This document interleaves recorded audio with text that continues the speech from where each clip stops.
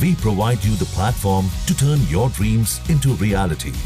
Give wings to your aspirations with KR Mangalam University. America की सत्ता में आने के बाद से ही डोनाल्ड ट्रंप ने टैरिफ से दुनिया भर में खलबली मचाई हुई है।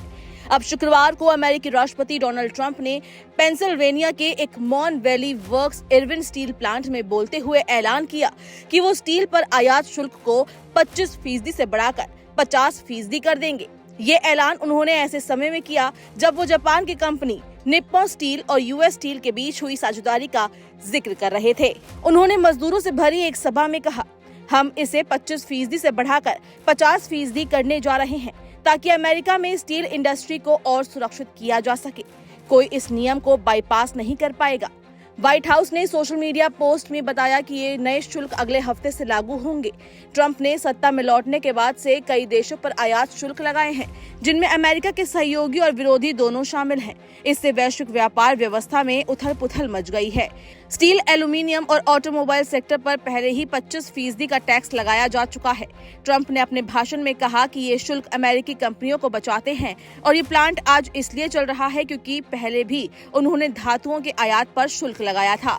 अपने भाषण में ट्रंप ने यह भी कहा कि यूएस स्टील अब भी अमेरिकी नियंत्रण में ही रहेगा, चाहे साझेदारी जापान के निप्पॉन स्टील से क्यों ना हो। उन्होंने कहा कि इस समझौते के बाद ना तो किसी की नौकरी जाएगी और ना ही कोई काम विदेश जाएगा। समाचार एजेंसी रॉयटर्स के अनुसार ट्रंप ने कहा, अमेरिका का भविष्य शंघाई के घटिया स्टील पर निर्भर रहने के बजाय पिट्सबर्ग की ताकत और गौरव के साथ निर्मित किया जाना चाहिए। यूएस स्टील को निप्पॉन स्टील को बेचने का पहले $14 अरब का प्रस्ताव आया था, जिसे डेमोक्रेट और रिपब्लिकन दोनों दलों ने खारिज कर दिया था। जो बाइडेन ने राष्ट्रपति पद छोड़ने से पहले इसे राष्ट्रीय सुरक्षा के आधार पर रोक दिया था। हालांकि इस नई साझेदारी को लेकर अब भी काफी सवाल उठ रहे हैं।